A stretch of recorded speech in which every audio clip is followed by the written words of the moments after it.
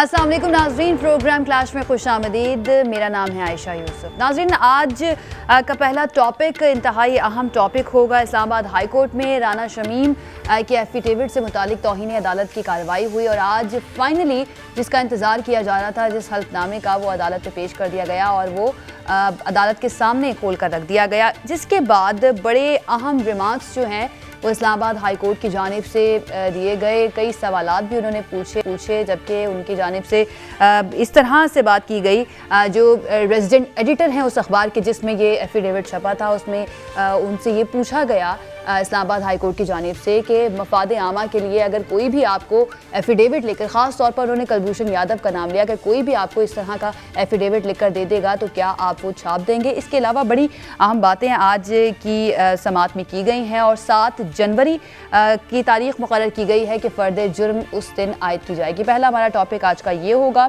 दूसरा आज का हमारा टॉपिक होगा, वफाकी वज़ीर इत्तलात फवाद चौधरी की जानिब से ये कहा गया है कि नवाज शरीफ वापस आ नहीं रहे बल्कि हम उनको लेकर आएंगे, क्योंकि ये खुद कभी वापस नहीं आएंगे। पिछले कई रोज़ से हम देख रहे थे कि नून लीग के कई रहनुमा आकर इस तरह की बातें कर रहे थे कि पता नहीं क्या होने वाला है और नवाज शरीफ साहब जो हैं बहुत जल्द वापस आने वाले हैं। नून लीग की सियासत जो है उसमें बड़ी तेज़ी देखेंगे आप। बट उसके बाद अब जो पाकिस्तान तहरीक इंसाफ की गवर्नमेंट है, पहले थोड़ी सी डिफेंसिव नज़र आई लेकिन अब दोबारा से लगता है एग्रेसिव मोड में आ गई है और वो ये कह रहे हैं कि हम उनको खुद वापस लेकर आएंगे।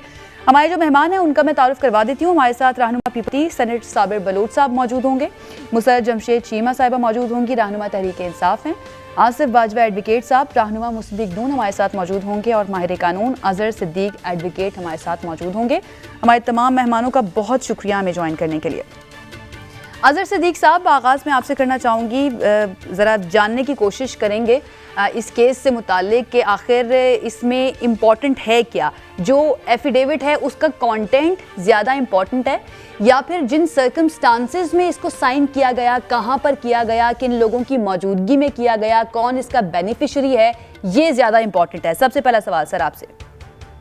बहुत शुक्रिया जी। बुनियादी तौर पर मैं कंटेंट्स की बजाय कि ये किसने किया, मकसद क्या था, वो ज्यादा अहम है। बुनियादी तौर पर ये कोई शहादत तो नहीं है किसी कोर्ट की, यानी अगर किसी कोर्ट के अंदर जाया जाए और कोर्ट के अंदर बातें रखी जाएं तो वहां फिर उसकी यानी ये बिल्कुल एक तरह का 161 का स्टेटमेंट जब पुलिस के सामने देते हैं, जब तक कोर्ट के अंदर नहीं जाता, टेस्टिफाई नहीं होता, उस वक्त तक कोई अहमियत नहीं है।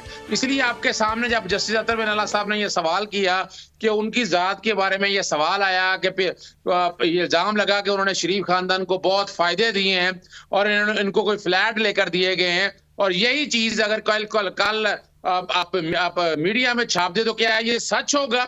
यानी एफिडेविट के अंदर कोई चीज भी लिखी हो तो वो सच नहीं है। आने वाले दिनों में आप देखेंगे कि चार्ल्स गुथरी का एक एफिडेविट भी साइन हुआ, आपके सामने आ जाएगा, जिसमें गवर्नर हाउस या दरिया रावी का मालिक लिख के दिया गया और उन्होंने उसको अटैच करके दे दिया गया। बुनियादी तौर पर जो मसला है, जो बात समझने वाली है, वो बड़ी बारीक बात है कि ये इशू है क्या।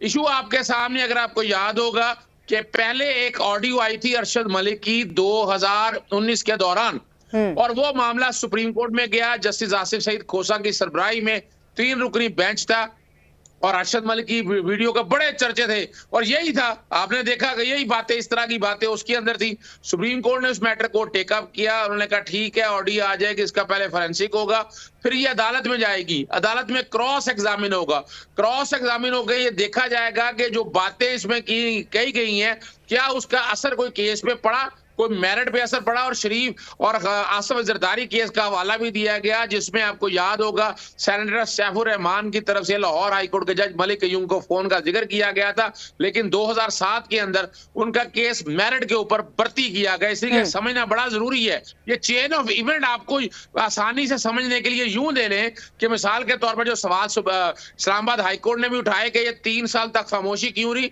और वैसे भी अगर आप याद रखें कि 2017 के 2018 में जुलाई में 7 जुलाई को यह फैसला आया था एवन फील्ड का, और 17 जुलाई को जनाब जस्टिस साकिब निसार साहब गिलगित बल्तिस्तान गए थे, और जब सजा हो जाए तो अपील जो है वो तो साल लगती है जब लगती है। और ये कहा गया कि जनाब जस्टिस आमिर फारूक तो उस बेंच का हिस्सा ही नहीं थे और 24 जुलाई 2018 को इलेक्शन हो गए थे। तो बुनियादी तौर पर ये सारी बातें जो है ना ये झूठ और फ्रॉड और फ्रेब पर मबनी थी। अब दूसरी तरफ बात की तरफ आ जाए कि राना शमीम साहब ने ये टाइमिंग कैसे सिलेक्ट की, वो लंदन में क्या करने गए, वो तो पहले अमेरिका में गए थे।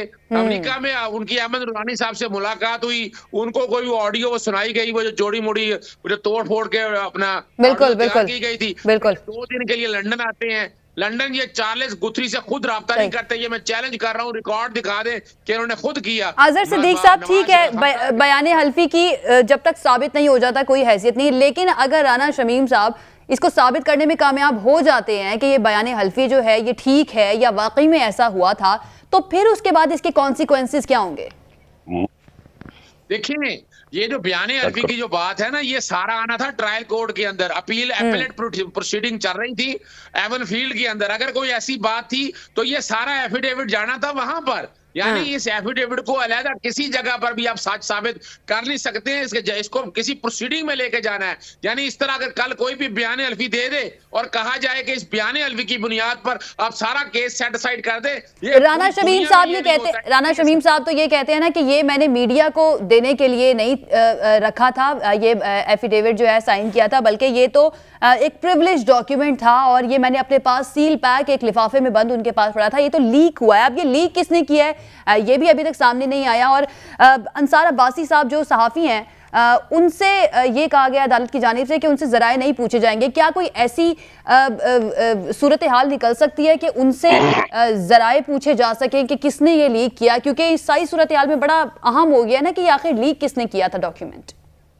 देखिए उसका जवाब बड़ा सामने है कि ये सील जब लिफाफा अदालत के अंदर खोला गया तो उस कोरियर के कंपनी के अंदर जो नीचे सील किया गया था वो भी एक कोरियर कंपनी का ही था।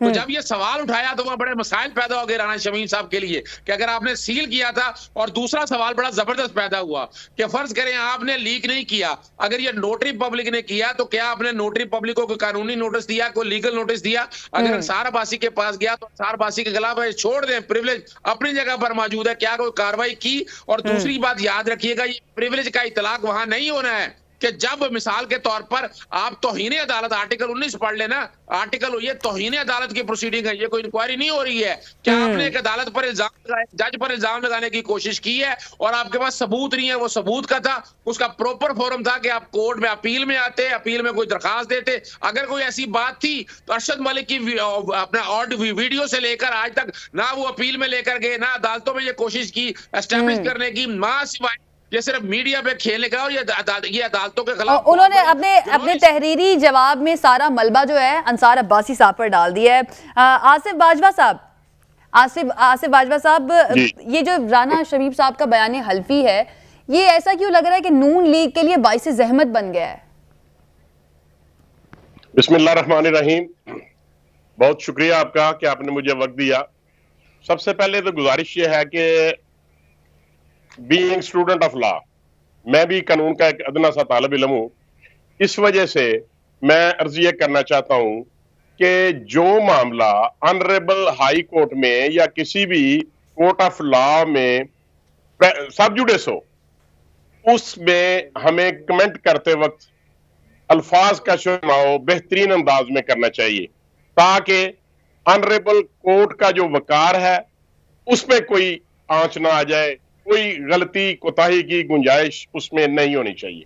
बिल्कुल। तो मैं बड़े अदब से गुजारिश करूंगा कि मैं बड़ा केयरफुली इस पे अपना कमेंट करूंगा। जाती तौर पे ये मैं समझता हूं कि पाकिस्तान की बार काउंसिल्स ने सबसे पहले honourable chief justice Islamabad high court से ये गुजारिश की है कि इस मैटर के मुताल्लिक एक इंडिपेंडेंट कमीशन जो है वो बनाया जाए ताकि इस मामले की इंक्वायरी की जाए। ये पाकिस्तान की जो बार काउंसिल्स हैं उनकी तरफ से ये एक हम्बल रिक्वेस्ट की गई है ऑनरेबल चीफ जस्टिस साहब को, नंबर 1। नंबर 2, दूसरी बात ये है कि जो राना शमीम साहब है वो आज भी पेश हुए ऑनरेबल कोर्ट में, तो उन्होंने इसको और इसके कंटेंट को ओन किया है, उन्होंने डिसओन नहीं किया। और अदर सिद्दीक साहब ने जो बातें की ये बिल्कुल उन्होंने लीगली बातें की है कि अभी इसमें ये कोई इंक्वायरी नहीं है, ये इंक्वायरी नहीं है, ये प्रोसीडिंग है, और प्रोसीडिंग में जब क्रॉस एग्जामिन होगा तो फिर देखेंगे कि उनकी ख्वाहिश क्या थी, उनका मतमा नजर क्या था। और जो बात करते हैं कि इंसार बासी साहब को या मीर शकील रहमान साहब को उनको नोटिस क्यों नहीं भिजवाया, या जिस वकील से नोटराइज्ड हुआ उसको उन्होंने नोटिस क्यों नहीं दिया।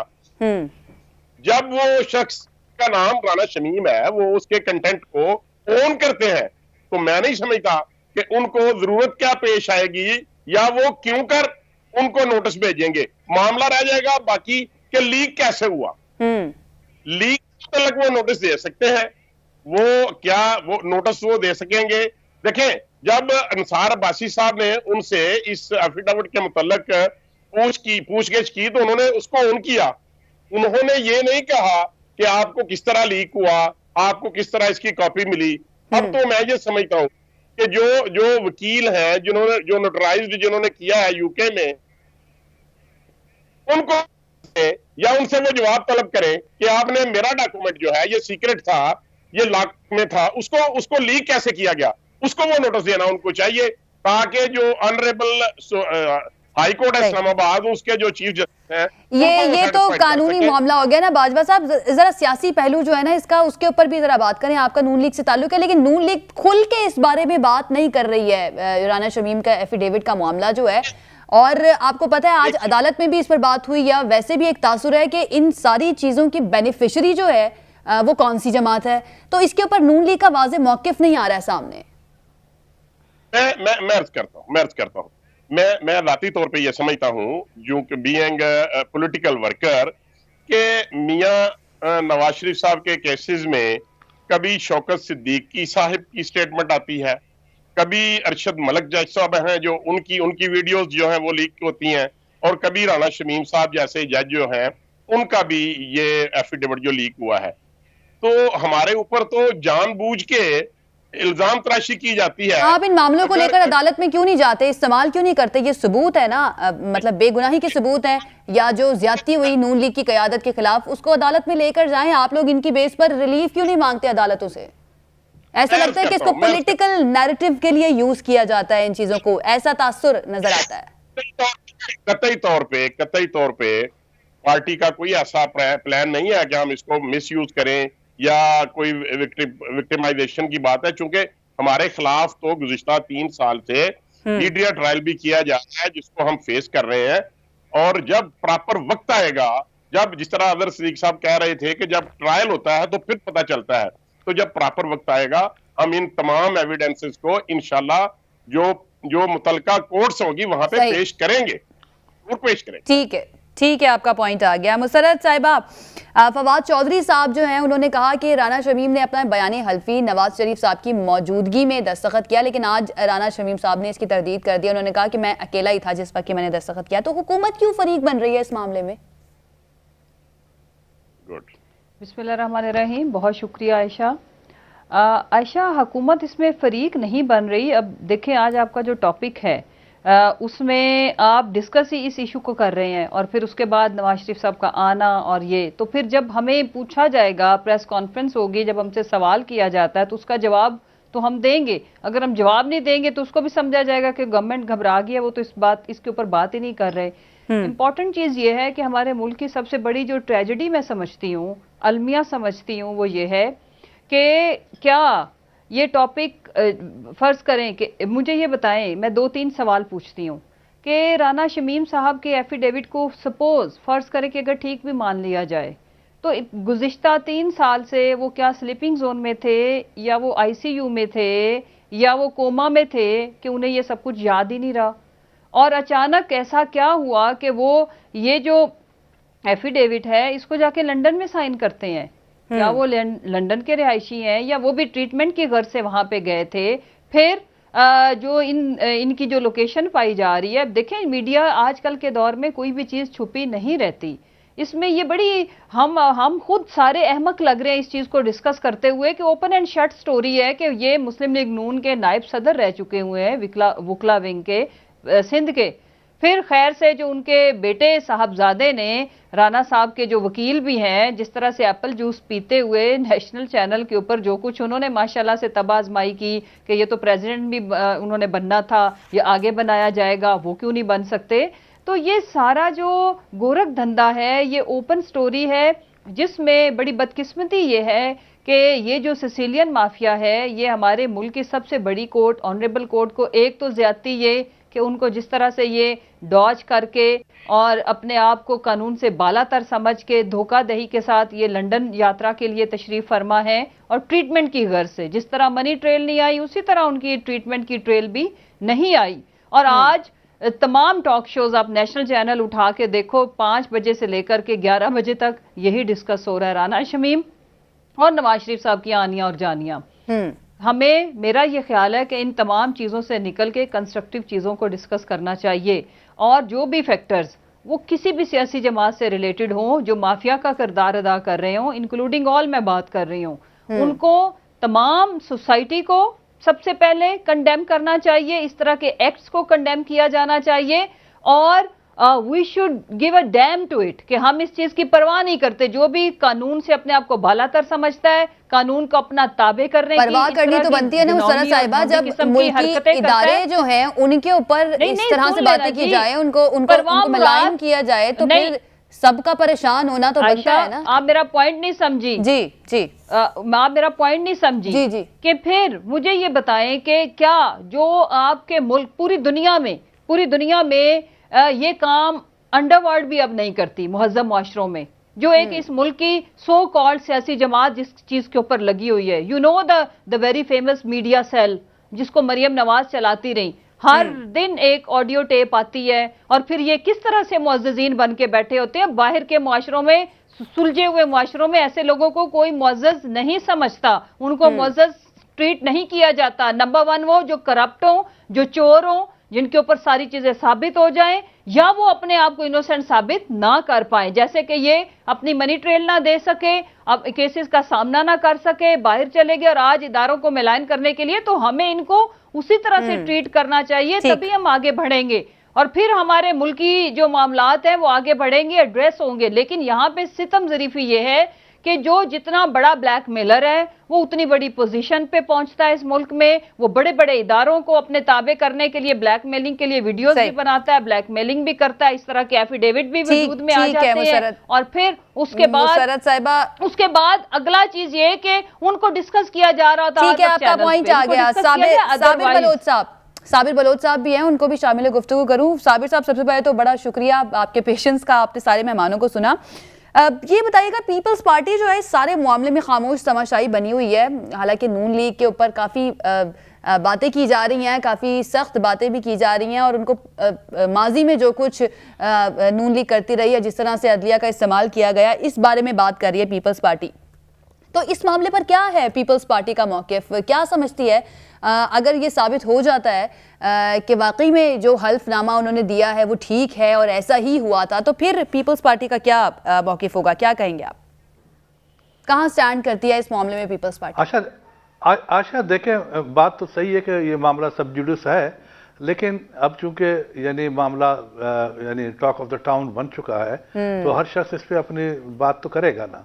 लेकिन अब देखें, एक चीज मैं आपको अर्ज कर लूं कि यहाँ पर हमारे मुल्क में बदकिस्मती से यूं वाला मामला देखें, अच्छा उसको जिस तरीके से इन्फ्लुएंस किया गया और जिस तरह वो इन्फ्लुएंस में आया, अच्छा, और उन्होंने किस किस्म के फैसले किए पीपल्स पार्टी और पीपल्स पार्टी की लीडरशिप के खिलाफ, तो वो भी रिकॉर्ड पर है। अच्छा, अब दूसरी बात है कि ये कहना कि जी के जस्टिस राणा ने 3-4 साल कहाँ कोमा में थे या कहाँ थे, वो क्यों आए हैं सामने, तो देखो बात यह है कि कोई टाइम फैक्टर नहीं है इन चीज़ों का। आप अमेरिका में देखें कि वहाँ पे के जस्टिस थॉमस थे जिनको सुप्रीम कोर्ट में नॉमिनेट किया था प्रेसिडेंट रेगन ने। अच्छा, वहाँ का एक तरीक़ाकार यह है कि जब भी प्रेसिडेंट नॉमिनेट करता है किसी जज को सुप्रीम कोर्ट का, तो उसकी हियरिंग होती है बाकायदा सेनेट स्टैंडिंग कमेटी के सामने। तो वहां सेनेट स्टैंडिंग कमेटी के सामने 20 साल के बाद एक खातून आई और उसने कहा कि जनाब कि मेरे साथ इसने ज्यादती की है। तो लेकिन वहां किसी ने नहीं पूछा उससे कि भाई आप 20 साल के बाद आए या 10 साल के बाद आए। तो बात यह है कि अब वो शख्स जो कहता है, जिसने कहा है, वो दैट मैटर, वो वैल्यू रखता है। उसको आप छोड़ दें कि जी के उसका बेनिफिट किसको जाता है या नहीं जाता है। वो कहता है कि वो एक मेरे सर पे एक बोझ था, मेरे सामने एक बात हुई थी और उसने इन्फ्लुएंस करने की कोशिश की, तो मैंने ये बात कर दी। तो इस पर बात यह है कि आपने बड़ी अच्छी बात की, आपने जो मोहतरमा से एक बात पूछा कि भाई गवर्नमेंट का इसमें क्या है, वाई गवर्नमेंट इस बात को इतना क्यों सीरियस ले रहा है, वाई गवर्नमेंट के वज़रा जो ना इस बात के क्यों पीछे पड़े हुए हैं। ये तो ऐसी बात है कि यानी लगता है कि हुकूमत जो है ना वो समझता है कि भाई कि इसमें उनकी कोई बुराई सामने आएगी या उनकी कोई बात ऐसी सामने आएगी या उनको नुकसान हो गए, उनको हार्म होगा।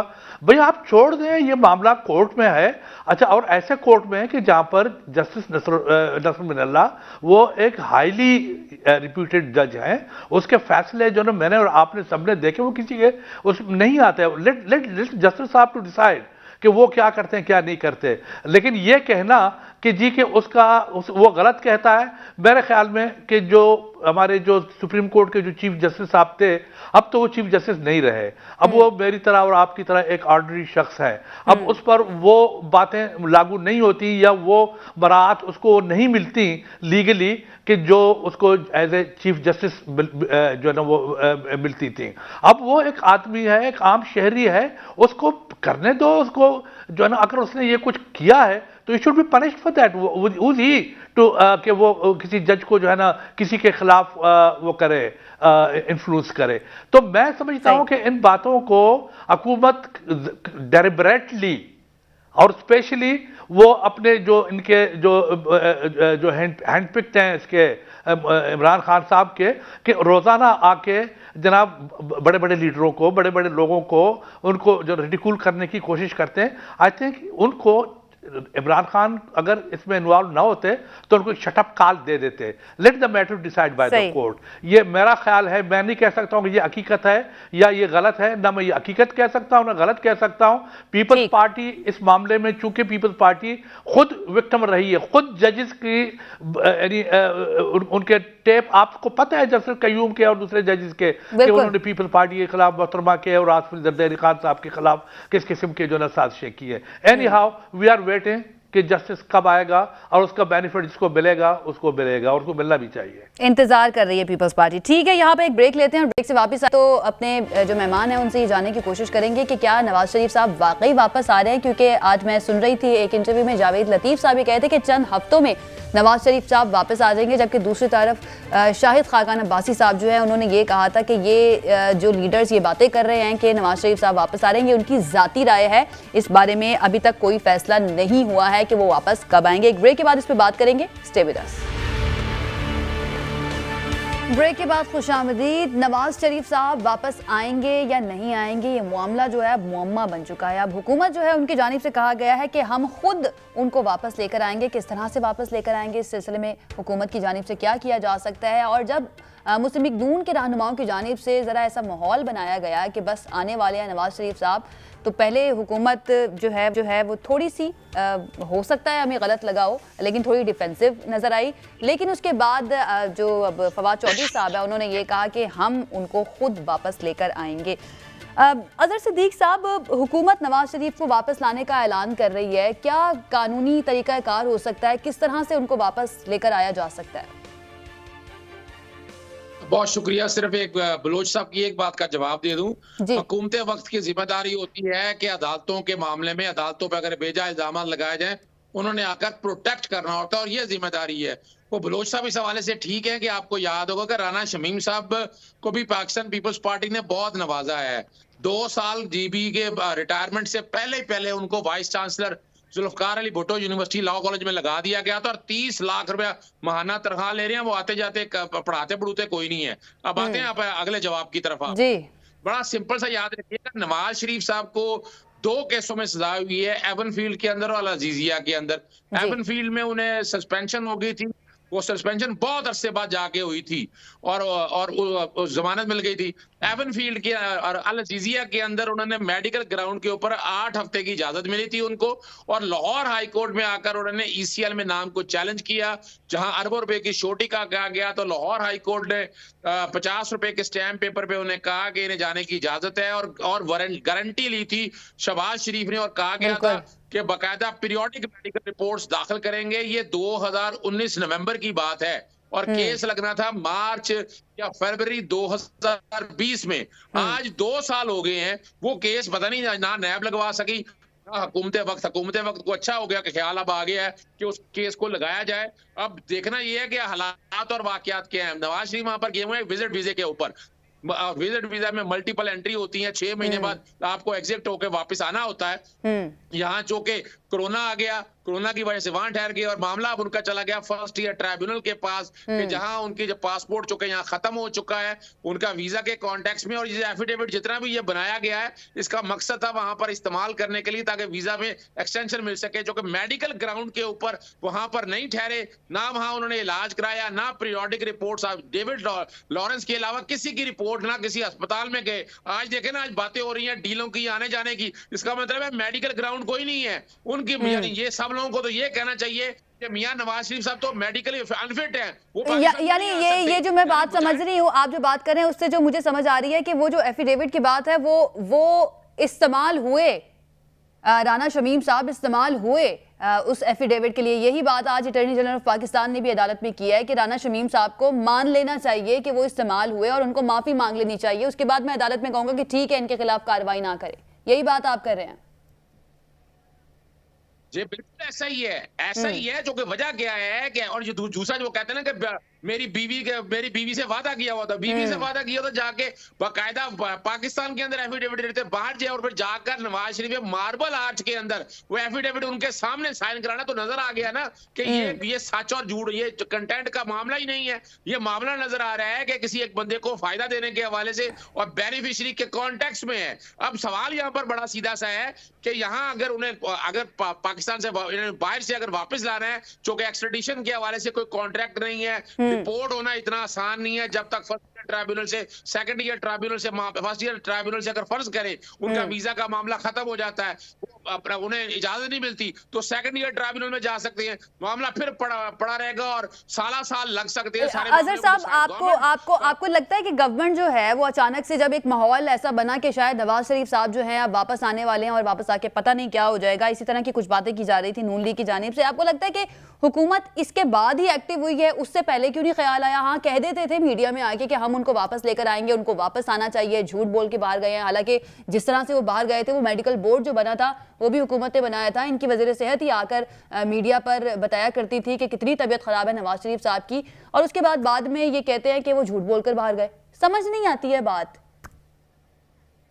देखिए, असूली तौर पर तो हुकूमत से ज्यादा ये बुनियादी तौर पर नैब की कोताही है, चूंकि वजह ये है कि नैब को ये सारे मामले में नैब के खिलाफ था। हुकूमत पाकिस्तान को यकीनन ईसीएल में से अगर नाम निकाला था तो इनके कॉन्टेक्स्ट में था, इन्हें आना चाहिए था। अगर मिसाल के तौर पर अगर आपको याद होगा, मेडिकल ग्राउंड के हवाले से जब जमानत मुस्तरद हुई थी, जब जमानत दी गई थी और कहा था हुकूमत पंजाब इसको फैसला करे, इन्होंने महीने लगा दिए तो उसको फैसला करने में। यहाँ भी ये मामला बड़ा सा, ये आगे और हाईकोर्ट में दरखास्त देके ये कहते कि वो मेडिकल ग्राउंड के ऊपर बाहर गए हैं, और 4 हफ्ते की इजाजत लेकर गए थे, इन्होंने इलाज कोई नहीं कराया, मेडिकल पीरियोडिक रिपोर्ट नहीं दी है, वो सारा लेकर आए। और ये जो बात अब नजर आ रहा है, ये सारे पॉलिटिकली खेल रहे हैं। गवर्नमेंट को अब सीरियस एक्शन लेना चाहिए और उन्हें पाकिस्तान में लाना चाहिए ताकि वो यहाँ पाकिस्तान, ठीक है, बड़ा जरूरी हो गया गवर्नमेंट के लिए एक्शन लेना। ठीक है, आपका पॉइंट आ गया। आसिफ बाजवा साहब, बता ही दीजिए, आप सुन भी रहे हैं अजहर सिद्दीक साहब को, कि वाकई में वीजा मसाइल की वजह से इस तरह का तासुर बनाया गया कि नवाज शरीफ साहब वापस आ रहे हैं। वाकई में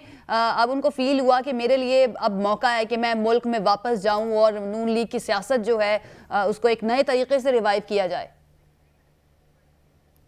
देखिए, बात ये है कि ये जो एक तासर दिया जा रहा था ना, कि देखें मियां नवाज शरीफ साहब कोई दीवार फैलान के नहीं गए, कोई जेल तोड़ के नहीं भागे, वो प्रॉपर एक बीमारी की वजह से, ऑनरेबल कोर्ट की वजह से उनको रिलीफ दिया गया और वो ब्यूरो में लग गए। अजहर सिद्दीक साहब दुरुस्त फरमा रहे थे कि उनका वीजा रिजेक्ट हो चुका है, लेकिन एक बात ये कह रहे थे कि उन्होंने कोई डॉक्यूमेंट नहीं दिया, कोई एविडेंस नहीं दी वहां पे, तो वहां के महकमा दाखिला को उन्होंने जो 1.5-2 साल तक उनका वीजा एक्सटेंड होता रहा, वो सिर्फ और सिर्फ रिपोर्ट्स की बिना पे एक्सटेंड होता रहा। उनकी तमाम मेडिकल रिपोर्ट जो हैं वो मुतलका इदारे के पास मौजूद हैं, इसी वजह से उनका वीजा एक्सटेंड होता रहा। अब बात यह है उनके आने की या ना आने की। मैं अर्ज करता हूं, जब इससे पहले मोहतरमा कुलसूम नवाज साहबा वहां पे बीमार थी और बिस्तरे मर्ग पे थी, आपको पता है कि उनकी बीमारी चेक करने के लिए पाकिस्तान तहरीक इंसाफ वालों ने क्या कुछ नहीं किया, और मियां नवाज शरीफ और मरियम बीबी वहां पर मौजूद थे और उन दोनों को उनकी गैर हाजिरी में सजा सुनाई गई। और उनके इल्म में ये बात थी कि जब मैं एयरपोर्ट से उतरूंगा, जहाज से बाहर निकलूंगा, तो मुझे अरेस्ट कर लिया जाएगा। इसके बावजूद मियां नवाज शरीफ अपनी बीवी को और मरियम नवाज साहबा अपनी बीमार मां को बिस्तरे मर्ग पे छोड़कर पाकिस्तान तशरीफ लाए, और वही हुआ जो होना था, उनको जेल में डाल दिया गया। अब वो क्यों नहीं आएंगे?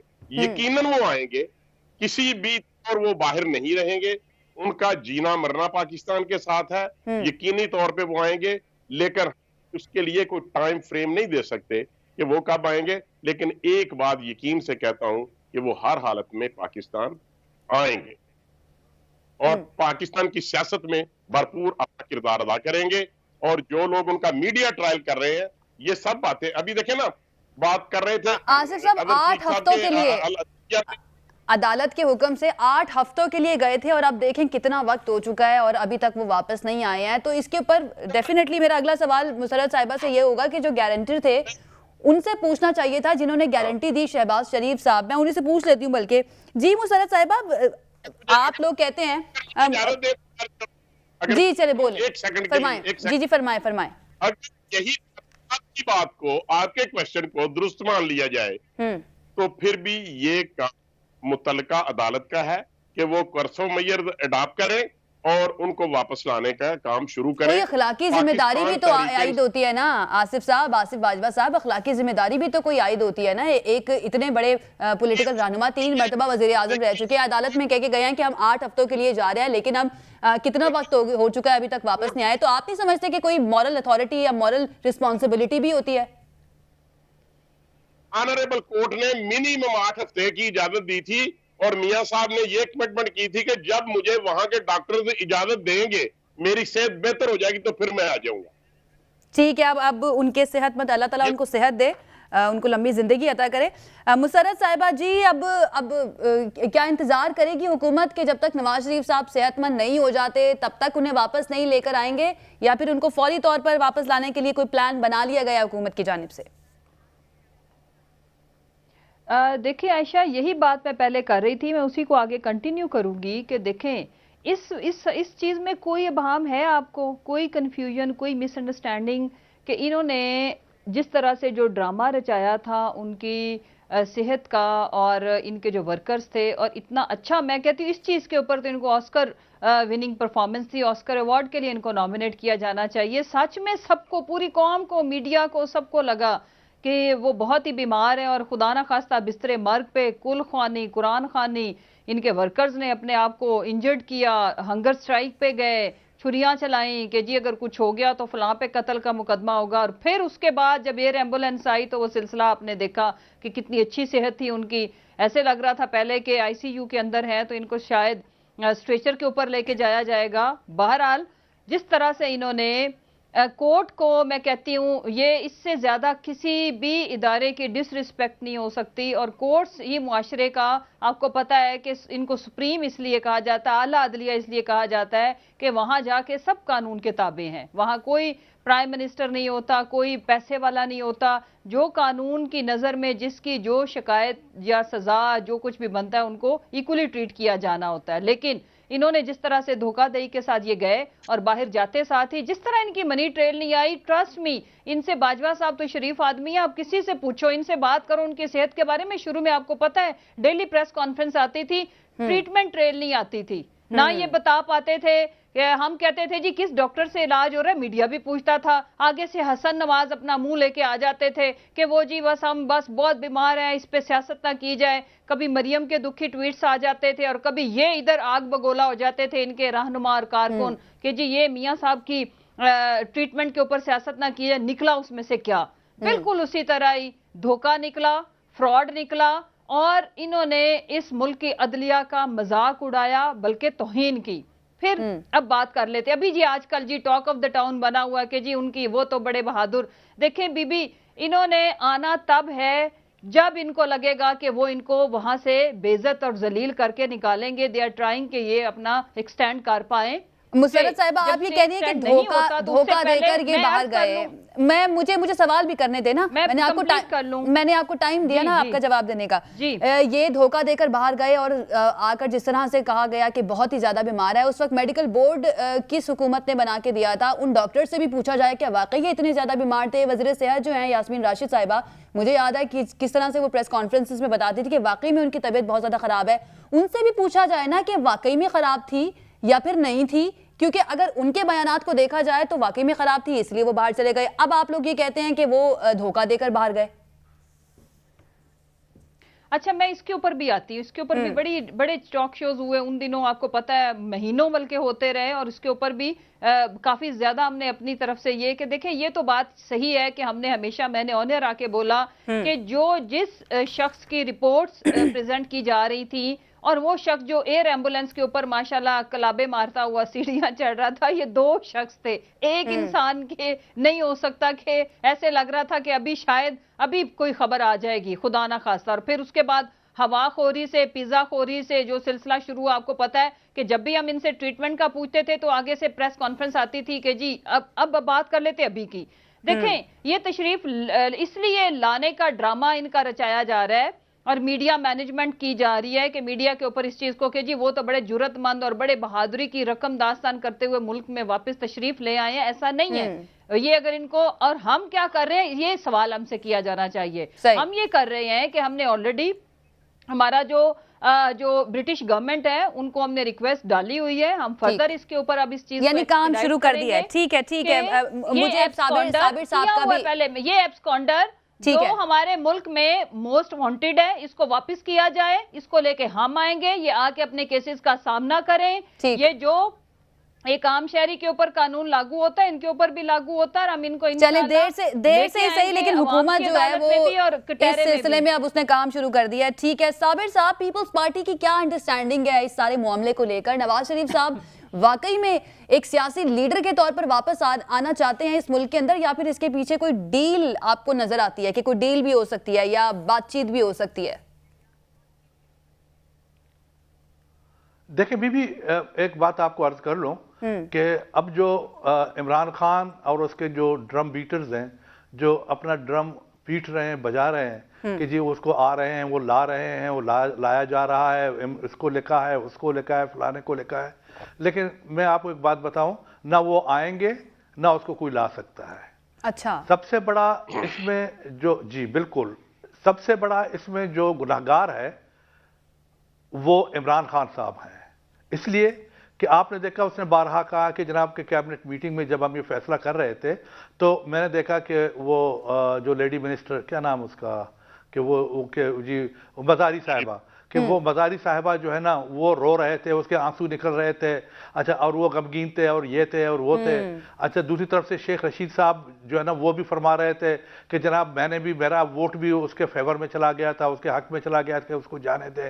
तो जब तो फिर उसको प्राइम मिनिस्टर ने जाने दिया, तो हुकूमत ने जाने दिया है। जब हुकूमत ने जाने दिया है तो हुकूमत के आने ना आने का जो कुछ भी है वो जिम्मेदार तो हुकूमत है ना। अगर फर्ज कर लो कोर्ट से छुट्टी मिली थी जी 8 हफ्तों की, आप छोड़ें जी प्लीज, आप मुझे बात करने दें मोहतरमा, आपको किसी ने इंटरप्ट नहीं किया प्लीज। जी। अच्छा, बात यह है कि बात यह है कि देखें, अब ये कह रहे हैं कि जी कोर्ट ने कोई उसको नहीं दिया था। ये हमेशा ये प्रोरोगेटिव होम डिपार्टमेंट का होता है, हुकूमत का होता है कि वो ईसीएल से नाम निकालता है। और उसको वो चला जाता है यानी मुल्क से। ये सारी जिम्मेदारी इस हुकूमत की है, नाहल हुकूमत की है। इन लोगों को, they are not far sighted people, इन लोगों को मुस्तकबिल का पता नहीं है कि जी आगे क्या होगा क्या नहीं होगा। वो तो उसकी किस्मत थी, वो निकल गया और इनके हाथ से निकल गया एनी हाउ। अब ये बैठ के पीटते रहे अपने आप को। बहरहाल अब जहां तक पीपल्स पार्टी का और पीपल्स पार्टी की लीडरशिप का ताल्लुक है, हमारा तो जरदारी साहब ने, आसिफ अली खान ने, उसने बिल्कुल वाज़ेह सूरत में एक बात की थी कि देखो कि आप अगर इस मुल्क पे हुक्मरानी करना चाहते हैं, आप सियासत में हैं, आप हुकूमत में आना चाहते हैं, तो आप इस मुल्क के अंदर बैठ के सियासत करें, आप बाहर ना जाएं। अच्छा, बिल्कुल, इसी बारे में थोड़ी सी बात कर लेते हैं। पीपल्स पार्टी की सियासत के बारे में, लाहौर में डेरे लगाने जा रही है पीपल्स पार्टी। साबिर साहब, लाहौर में डेरे लगाने जा रही है, तो लाहौर से आगाज करेंगे जी। मैं देखें, अब आप 14 साल 12 साल कैद काटी जरदारी साहब ने, लेकिन उसने कभी भी ये रिक्वेस्ट नहीं की, कभी किसी के सामने हाथ नहीं फैलाया कि जी मुझे इस मुल्क से बाहर जाने दो, कभी भी नहीं। हालांकि वो चाहते तो उसके भी बड़े दोस्त हैं, बहुत उसके जानने वाले हैं, उसके बहुत इस मुल्क के बाहर उसके जो है ना उसका बड़ा कॉन्टैक्ट है, उसके भी लोग हैं, लेकिन उन्होंने किसी की मदद नहीं ली। अब पीपल्स पार्टी वाले तो ये कहते हैं कि जनाब कि आप आए और इस मुल्क में, और ये जो नालायक हुकूमत है इसकी जो ना इसको फेस करें, जिस तरह पीपल्स पार्टी कर रही है, जिस तरह चेयरमैन बिलावल साहब कर रहे हैं। साबिर साहब, एक शॉट आपको सुनवाना है मैंने, अज़मा बुखारी साहिबा का एक बात उनकी सुन ले, वो क्या कह रही हैं। बाउंड्री के अंदर है कि जो मुखालफत कर रहे हैं वो कर रहे हैं। साबिर साहब, मेरी भी सुन लेना, मेरी बात भी सुन ले कि वो आए, अगर वो ठीक है, उनकी तबीयत खराब नहीं है, तो यू शुड कम। साबिर साहब को आवाज नहीं जा रही क्या? अपना रोल जो है ना वो प्ले करे और वो इसका हिस्सा बने, हमारे साथ मिलके इस हुकूमत के खिलाफ। ठीक है, उनको आवाज नहीं जा रही है मेरी, तो मैं जो हूं ना दूसरे अपने मेहमान की तरफ बढ़ जाती हूँ। ये बताइएगा आसिफ बाजवा साहब, क्या नजर आ रहा है आपको, क्या लगता है अब जिस तरह से हुकूमत कह रही है या पीपल्स पार्टी की जानिब से अब जो कहा जा रहा है कि वो लाहौर से अपना जो है सियासत का एक तरह से दोबारा से आगाज़ करना जा रहे हैं, और जो निचली सतह पर जो कारकुनान मौजूद हैं, जिस तरह से उन्होंने NA 133 में भी ज़बरदस्त परफॉर्म किया था, बड़ा उन्होंने वोट लिया था, तो नून लीग परेशान है इस सिलसिले में कि पीपल्स पार्टी अब लाहौर में आने लगी है, और जिस तरह से बातें की जा रही हैं आजकल पीपल्स पार्टी की जानिब से, उस बारे में आपकी क्या राय है? देखिए, ये एक डेमोक्रेटिक सिस्टम है पाकिस्तान में, और इस जमहूरी दौर में सब लोगों को ये हक हासिल है कि वो पाकिस्तान में, पाकिस्तान के किसी भी शहर में, किसी भी सूबे में, जहां पर भी चाहें वो अपनी पार्टी को काम करने की इजाजत दे सकते हैं, और अवाम के लिए वो अपनी खिदमात पेश करें। अगर अवाम उनको लाइक करेगी, अगर अवाम उनको वोट देगी, तो जो भी उसका रिजल्ट आएगा, और यही पाकिस्तान मुस्लिम लीग नून का बयानिया है कि वोट को इज्जत दो का मतलब यही है कि जो वोटर कहता है, वोटर जहां पे जाना चाहता है उसको आजादी होनी चाहिए, जिसको वो वोटर वोट दे उसके खाते में उसको गिना जाना चाहिए। अगर पाकिस्तान पीपल्स पार्टी के वर्कर जो हैं वो नए सिरे से अगर आ जाए, नून लीग को तो कोई परेशानी नहीं है, बढ़ जाए, नून लीग को तो कोई परेशानी नहीं है, क्योंकि NA 133 में आपका जो उम्मीदवार था, उनका जो वोट थे वो आधे रह गए थे, जबकि पाकिस्तान पीपल्स पार्टी कहां पहुंच गई थी? नहीं, हमारे वोट बिल्कुल आधे रह गए थे, बिल्कुल वोट। देखिए, वो जो रेशो थी कास्टिंग की, वो जरा कम होती है बाई इलेक्शन में, वो बाई इलेक्शन में रेशो कम होती है, इस वजह से कम होती है। लेकिन पीपल्स पार्टी ने 2018 में वहां से 6000 वोट लिए, और उसके बाद बाई इलेक्शन में वो तकरीबन 30 से 34,000 वोटों पर पहुंच गए। आपका जो उम्मीदवार थे उन्होंने वोट लिए 2018 में 90,000, और आपकी जमात पहुंच गई 46,000 पे। तो आपको नहीं लगता इस लिहाज से अगर कंपेयर किया जाए तो काफी ज्यादा फर्क बन जाता है? हमारा वोटर जो है वो हमारे साथ खड़ा है, हमारा वोटर मियां नवाज शरीफ के बयानी के साथ खड़ा है, और हमारा वोटर इंटैक्ट है और पूरा पुरजोश है। अभी बल्दियाती इलेक्शन आएंगे तो आपको पता चलेगा कि जो ग्रास रूट लेवल पे हमारा वोटर साथ खड़ा है, और इससे बढ़ के इंशाल्लाह जो जब परसेंटेज ज्यादा आ जाएगी रेशो क्या, चलें उसके लिए हमें इंतजार करना पड़ेगा बल्दियाती इंतखाबात का। बहुत शुक्रिया, हमारा वक्त जो है खत्म हो गया। हमारे तमाम मेहमानों ने हमें जवाब, तमाम लोगों का बहुत शुक्रिया हमें ज्वाइन करने के लिए। नाज़रीन, ये था हमारा आज का प्रोग्राम। कल एक मरतबा फिर से हाजिर होंगे। अपना ख्याल रखिए, हमें इजाजत दीजिए। अल्लाह हाफिज।